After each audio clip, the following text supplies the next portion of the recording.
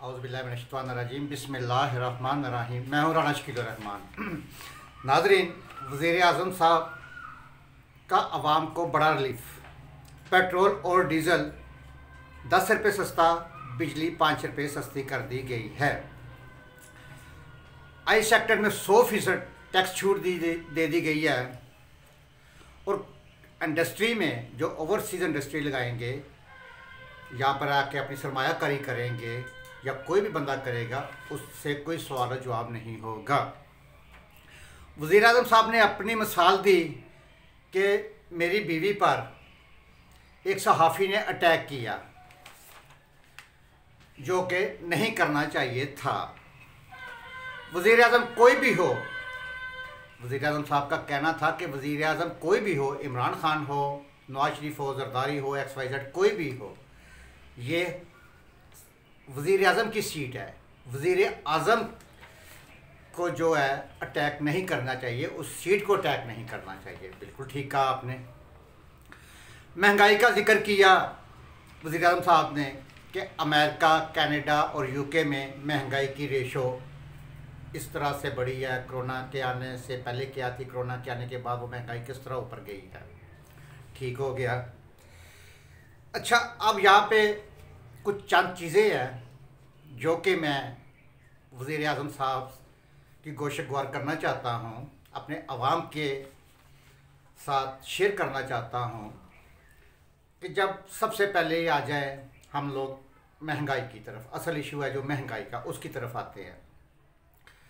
नाज़रीन, इससे ये साबित हो रहा है कि अपोजिशन अगर स्ट्रांग हो, अपोजिशन अगर मजबूत हो, तो अवाम को बहुत बड़ा रिलीफ मिल सकता है। इसकी एक याद होगा नाज़रीन आपको 2014 की मिसाल कि जब आज के प्राइम मिनिस्टर वज़ीर आज़म इमरान खान साहब, उस वक़्त के अपोजिशन लीडर ने 2014 में धरना दिया था, कराची से वो शुरू हुए थे, तो उसी दिन नून लीग की गवर्नमेंट ने पेट्रोल, डॉलर और हर चीज़ नीचे आ गई थी।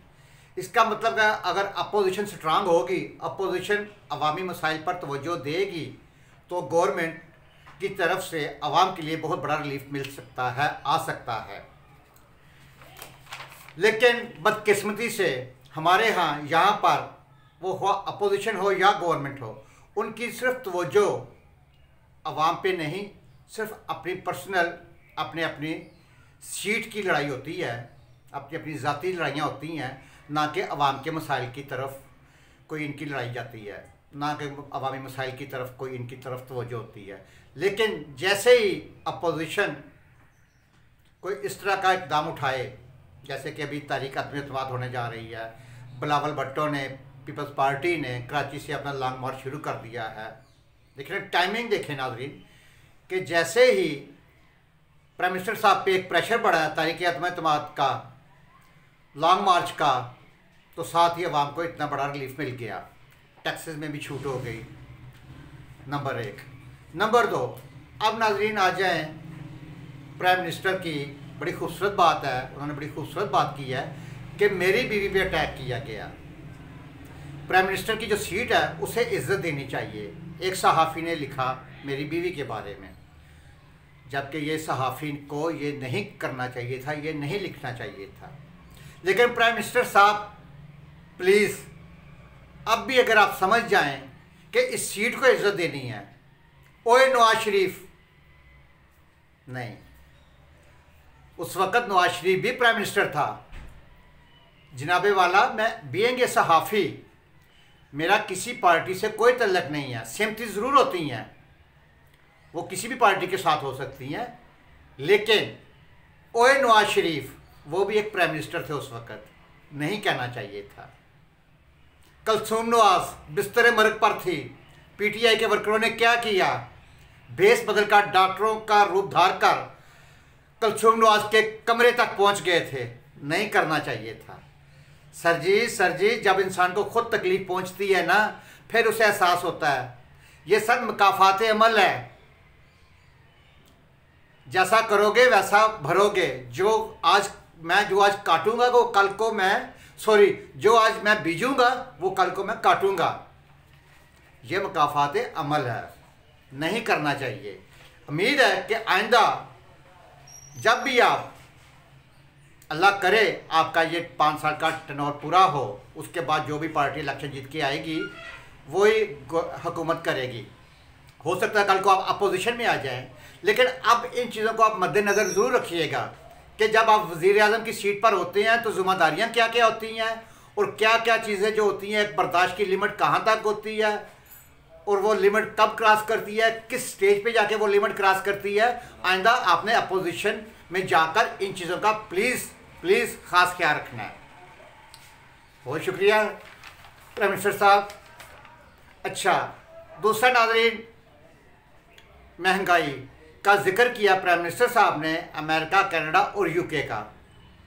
जनाब वज़ीर आज़म साहब, जब आप अपोजिशन में थे उस वक़्त आप याद है, आज भी वो वीडियो पड़ी होंगी किसी ना किसी जगह पे, मेरे पास भी पड़ी हुई है।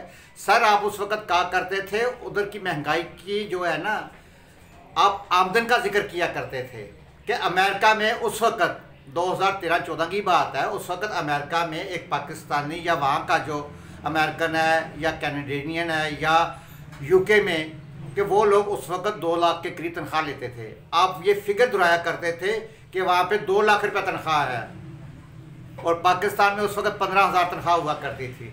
सर इस वक़्त भी आप अमेरिका, यूके, कनाडा में अगर सैलरी पैकेज, उनकी आमदन का जिक्र करेंगे तो आवाम को समझ आएगी। देखिए इस वक्त वहाँ पे यूके में इस वक्त पर आदमी, एक आदमी डेली का घंटे के हिसाब से पैसे मिलते हैं, घंटे का वो 80-90 मतलब 100 तक पाउंड डेली कमा रहा है। इसका मतलब महीने में वो 2800 पाउंड से लेकर 3000 पाउंड तक मंथली वो कमा रहा है। अब उसे अगर पाकिस्तानी रुपयों में शामिल कर लें, इस वक्त डॉलर 170-178 रुपये का है, तो या पाउंड जो है इस वक्त मेरा ख्याल में 250 रुपये का होगा, तो 7.5 लाख रुपया पर माह बनता है। पर मंथ 7.5 लाख रुपया वहाँ पे आदमी कमा रहा है और वहाँ पे उसे महंगाई नहीं महसूस होगी। इसी तरह अमेरिका में एक आदमी इस वक्त $2200 से लेकर $2500 कमा रहा है। उसे पाकिस्तानी पैसों में जब ट्रांसफ़र करेंगे तो वो मेरा ख्याल में 5.5-6 लाख के करीब बनती है। आमदन का सर जिक्र भी करें, सिर्फ खर्चे नहीं, वहाँ की आमदन का भी जिक्र करें, वहाँ पे ये आमदन है। और इसी तरह पाकिस्तान में एक आदमी 25,000 रुपया, जो एवरेज है 25,000 रुपया कमा रहा है। अब 25,000 इनकम वाला आदमी के लिए ये जो चीज़ें हैं, इस लिहाज से पाकिस्तान में ये जो महंगाई है वो उसकी बर्दाश्त से बाहर है।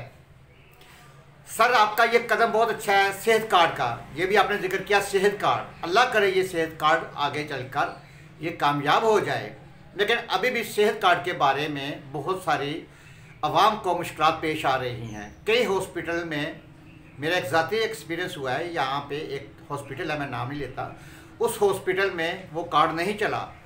एक बच्ची जो कि कोमे में चली गई थी, उसे सांस का प्रॉब्लम था, 5 दिन तक वेंटिलेटर पे पड़ी रही, लेकिन उस हॉस्पिटल ने उस कार्ड को एक्सेप्ट नहीं किया कि ये कार्ड इस मरीज़ पर लागू नहीं होता।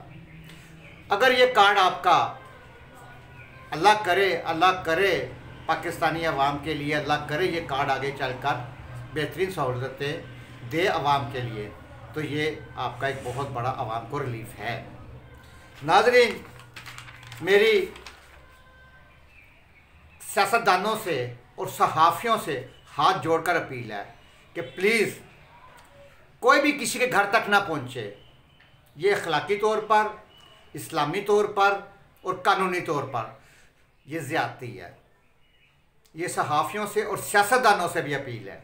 अगर आज मैं उठकर किसी के घर तक पहुंचूंगा, जो आज मैं बीजूंगा कल को वो मुझे काटना पड़ेगा।